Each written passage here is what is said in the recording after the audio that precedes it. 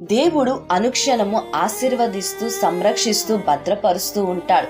కానీ మనిషి యొక్క అవిధేయత, అతిక్రమము, పాపము ఆశీర్వాదానికి బదులుగా కోపాన్ని, శాపాన్ని కొని తెచ్చుకుంటున్నారు. పాపం వల్ల వచ్చు జీతము మరణము.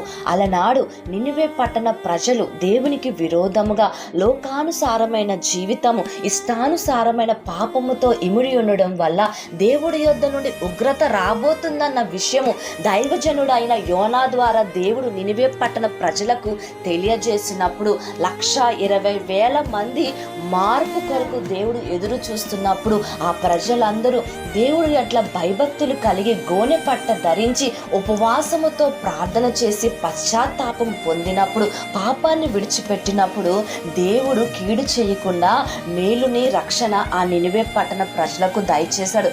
నా జీవితాలు ఆశీర్వాదంగా ఉండాలని ఆశపడతా ఉన్నాడు.